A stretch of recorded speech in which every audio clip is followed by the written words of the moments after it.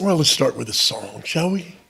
Why should rich people like us have to pay for poor people like you?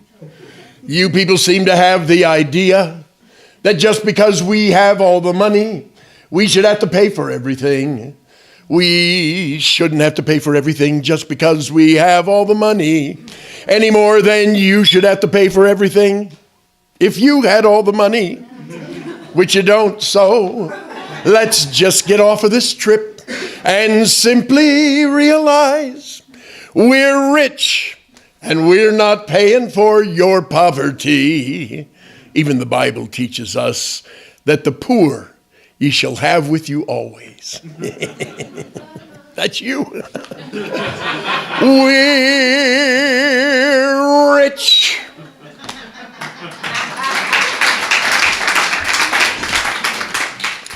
"4 a.m., me, a young boy in the back seat. Dad and my uncle talking up front as we ride into Sacramento, a town we know little about at the time. My uncle says to my dad, 'Sacramento's a working man's town.' I'm impressed with that expression, working man.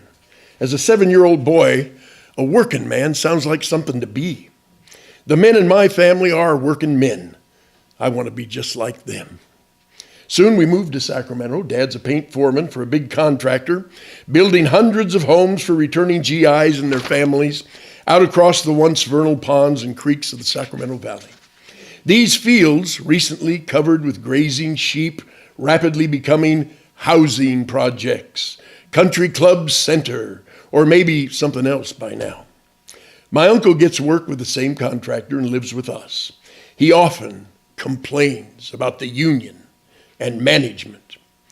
20 years later, he has a family, a nice home in Rancho Cordova, his own business, a janitorial service with quite a few employees.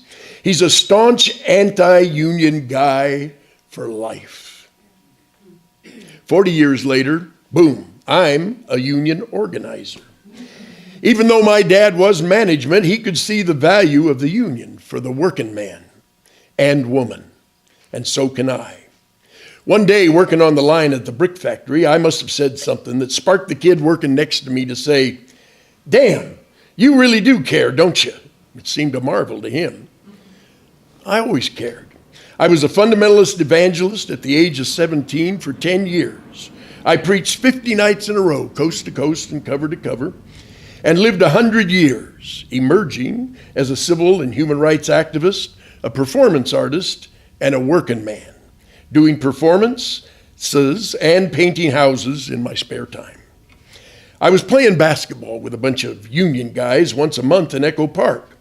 One of the players was the head of a union. "Sal, how do I get one of these union jobs?" I saw all these guys at every demonstration I went to. "Send me a resume." Yikes, under my breath. What's a resume?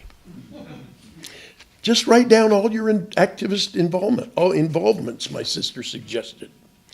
I did, and got hired. A union organizer representing medical workers in the fight for a new contract with a major HMO in a San Fernando Valley hospital. Plus, my wife and I will now have health insurance, a motivator in the quest for a union job. The advantage of being a union rep is that you can get in management's face without retribution. You can say things and act in ways that if the members were to do it, they'd be risking their jobs. Tactics are more in your face than one might expect during a contract campaign. "You here again? How'd you get in here? I have a right to be here, to see that these workers' rights get respect. Go ahead, call the cops. They're union guys too. I have the right to talk to these workers. They pay us to do this." I often have to be where the bosses don't want me. Security follows till I ditch them. Jump in the elevator just before the door closes, leave them standing outside.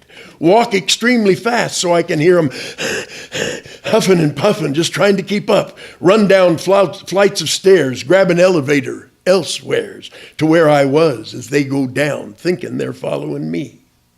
Oops, there he is again, darting a side door into an incredible banquet hall with tables set for at least 60 servings of beautiful, yummy, golden brown pheasant under glass. Oh.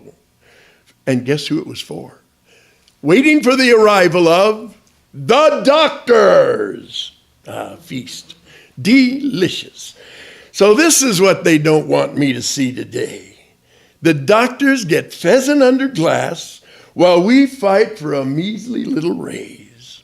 I walk out the front door of that banquet hall to the surprise of the two guards placed right there in front just to keep me from walking in. Pheasant under glass, woo-woo! Lee, how'd you get in there? The young woman from HR screams. It's actually fun to be bad, to be threatened by management, or even expelled from a facility. Management can be extremely tough just to keep from granting a raise that isn't enough. Spend millions. A union badge of honor it is to rile them up, especially during the contract struggle. The lunch hour demonstrations on the street in front of the hospital are raucous, with picket signs, chants, and songs. These workers love the rebellious spirit we engender. It's time, it's time, it's time for a raise. There's a buzz in the air. I love it when people get organized and buy into the value of their own work and their union rights. They do, and we win. A 9% raise over 3 years across the board, and a lot of other good stuff. People are very happy. They make me the new union representative to handle the grievances of that same hospital. I hold meetings, develop leadership, and help create strategies, teach and learn how to stand up to management. We organize. 25 part-time, 32-hour-a-week janitors, mostly Spanish-speaking women, ask me to meet with them. Lee, ¿puedes ayudarnos a obtener atención médica para nuestras familias? Lee, will you help us get health care for our families?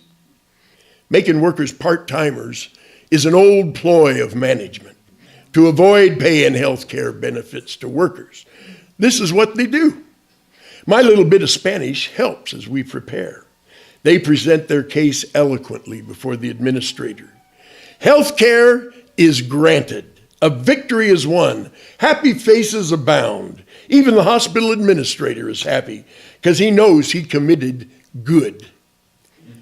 There are disappointments in union work, failures and losses too, but victories are frequent and the effort fulfilling.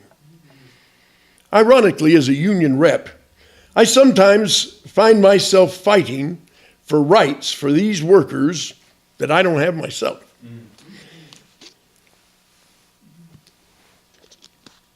My favorite local politician tells me when I get the job, now you'll see that not all the corruption is on management's side. 3 years later, my local is in upheaval and revolt. Members, especially stewards, are trying hard to throw out the current management of the union for failure to represent and an enormous backlog of undone arbitrations. Collusion between the unions and old-time lawyers and the union's old-time lawyers and the companies we've unionized is suspected by the membership. I'm helping try to get those arbitrations done, and at the same time, I'm trying to help form a union of those of us working for the union. These causes converge. Intrigue overtakes the union. One doesn't know whom one can trust. The union management is thrown out by a vote of the stewards. The international, alarmed, takes over the local. We arrive to work to find guards at all the doors. Your jobs are at stake. There will be changes. Union stewards call the union hall and say, we will only talk to blah, blah, blah, blah, blah, blah, and Lee Beck. I'm called to a meeting of union officials. I gave you an express order and you did not comply. She's my fellow worker, recently made my supervisor. She knows that that's a lie. She can't look me in the eye. They know what they're doing. Scapegoat. Do you have anything to say? No, nothing. I say that while in my mind, I'm already planning my transition to another local, the head of which has offered me a job.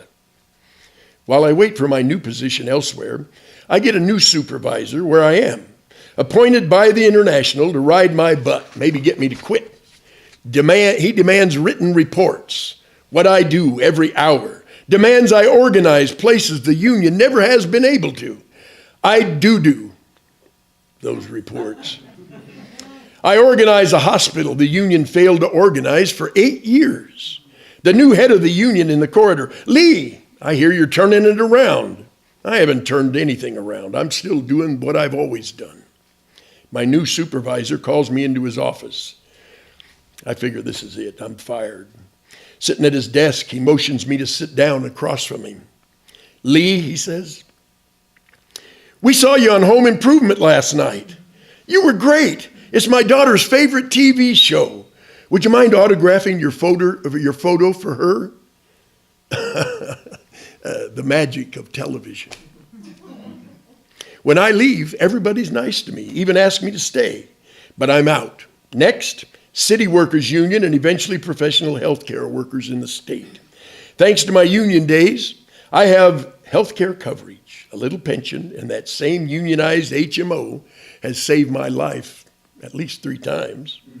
I'm sticking to the union. I'm sticking to the union. I'm sticking to the union till the day I die. Thank you very much.